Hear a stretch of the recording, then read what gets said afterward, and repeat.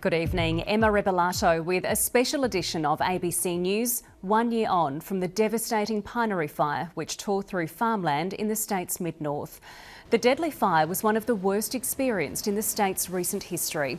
At one point, the fire front was more than 40 kilometres wide. 2 people were killed, dozens were seriously injured and countless others were traumatised.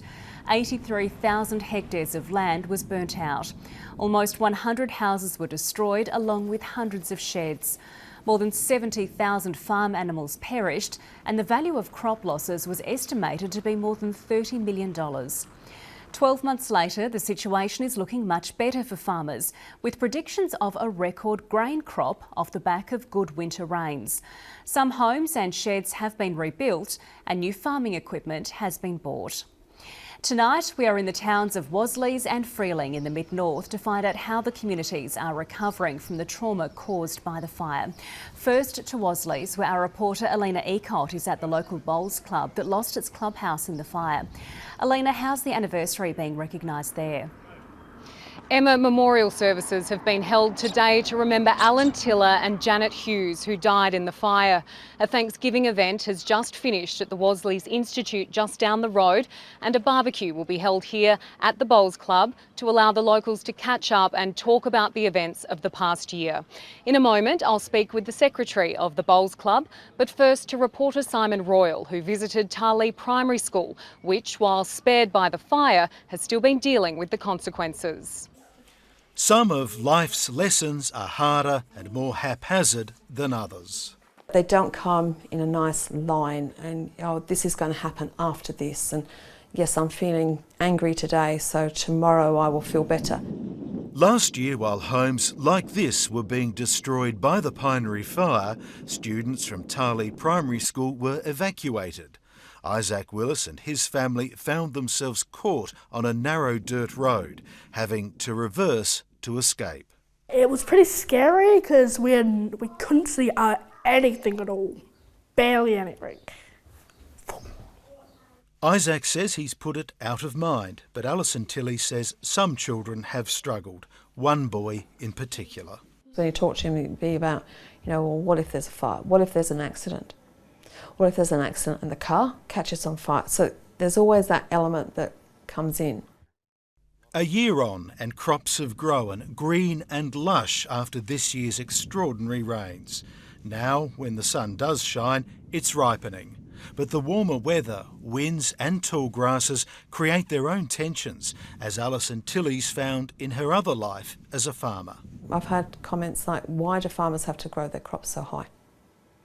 Why can't they cut them back like grass? And you think, well, I sometimes wonder what we educate. But again, that's just not really understanding. Much of Australia's understanding of trauma and its effects comes from bushfire. These files contain the very foundations of that. They are the stories of the 1983 Ash Wednesday bushfire. Professor Sandy McFarlane collected them at the beginning of his career. He studied trauma in the ADF and survivors of other natural disasters.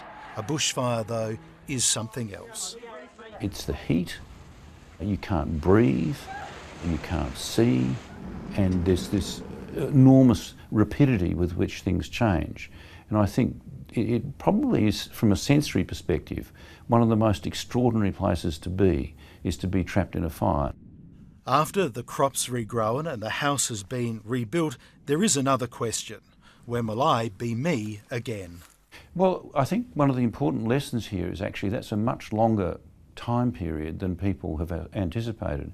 Often in the first year, 2 years, when people are really immersed in re-establishing the practicalities of their lives, their psychological distress to a degree is kept at bay. So it's sometimes 3, 4, 5 years down the track. And we're also learning that from following up people after motor vehicle accidents, for example. There's always been this assumption that people experience their maximal distress in the immediate aftermath of events. And in fact, that's not the case. We are getting better, though, at providing help. Vince Monterola, who's here at this exhibition, coordinated the Pinery recovery effort. He did the same thing 10 years ago on Eyre Peninsula. That's where all the dust was coming from. Remember those dust storms? Oh yeah, day all those after windy day. days, the dust just covered everywhere. It's a big haze. I think it's a day not just to remember what happened 12 months ago and all that terrible loss, but also to reflect on the gains of the last 12 months. These people have done a marvellous job. A sense of hope, the best lesson of all. Simon Royal, ABC News. Simon Royal with that report. Well, I'm joined now by the Secretary of the Wasleys Bowls Club, Brad McDougall. Brad, your clubhouse was completely destroyed by the Pinery fire. 12 months on, how is the rebuild going? The rebuild is actually probably about 2.5 months behind, and it's quite ironic that today the woodwork is actually finally going up. So the build is officially started, really. So it's what a better day to start it. 12 months to the day of it being taken by the fire. When are you expecting the clubhouse will be finished? We'd like it finished yesterday, but we're working on a February reopening. The green has been officially opened last Tuesday, so we can practice on here. We don't play any home games on our own green. We travel around our district to the neighbouring clubs, of which they've been very assisting in catering for us, and also we've been practicing in at Gawler, so they've been helping us out as well. And how is the recovery going in the wider community? I think the recovery is it's a work in progress. It's like anything after an absolutely tragic event that unfolded on the 25th. I mean, by this time 12 months ago, you'd already lost 2 lives. There was 80 odd houses that had gone, livestock destroyed, and this area really, the greater district, resembled a war zone. So it's really hard to imagine that 12 months ago, look, it seems only last week that the tragedy unfolded. People in the wider community are dealing with the aftermath in their own way.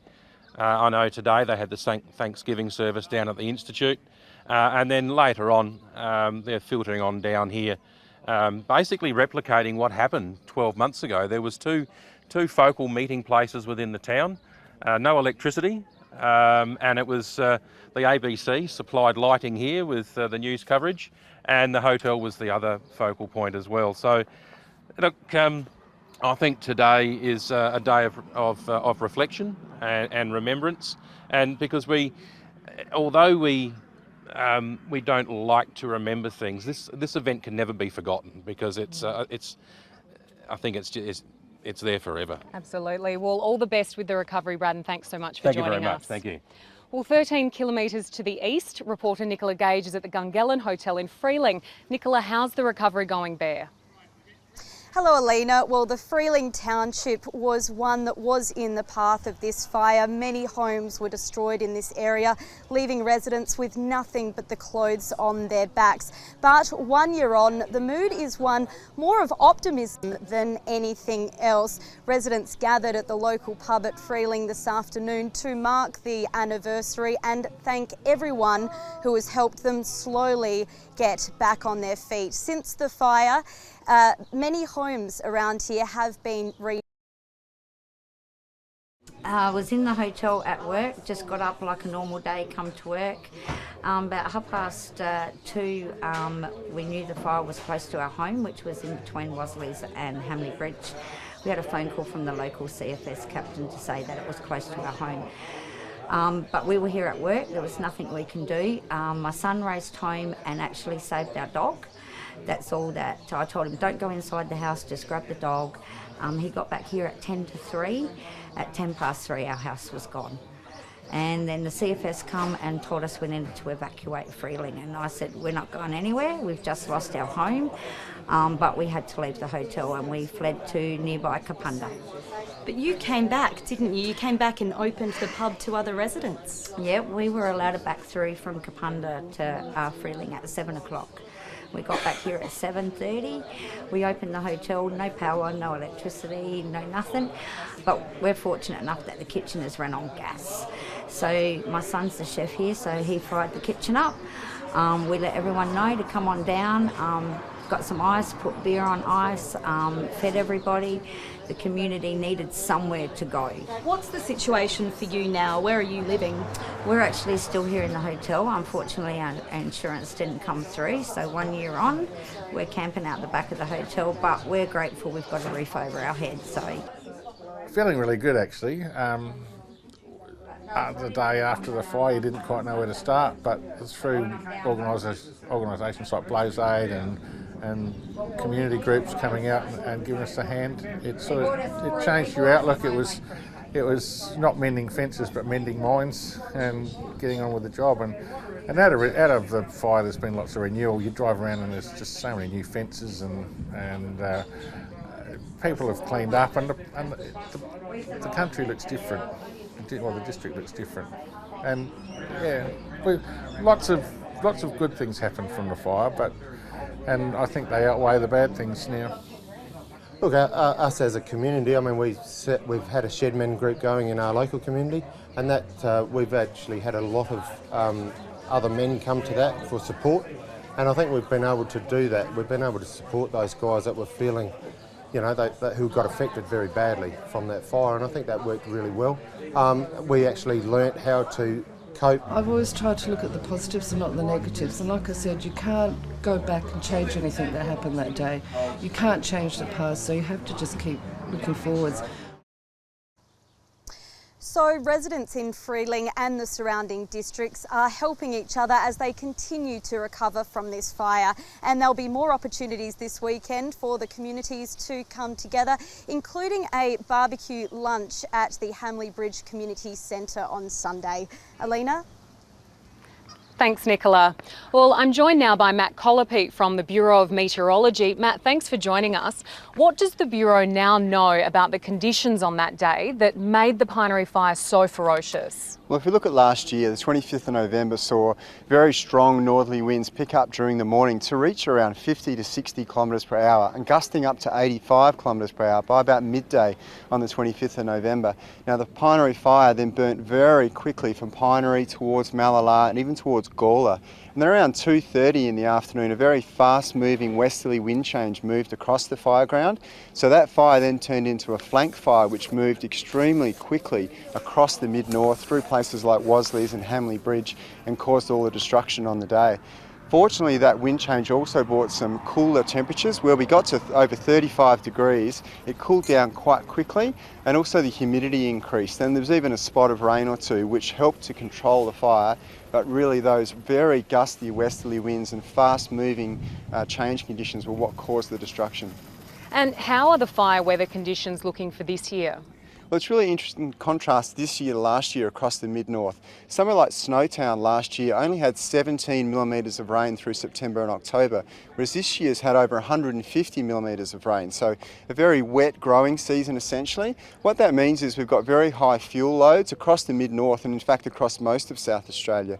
Now those high fuel loads are also a little bit not as dry as they were last year, but they are drying out extremely quickly as we speak. And what we're expecting through December is a very drier than average month and also warmer than average. So we'll see those fuels dry out really quickly.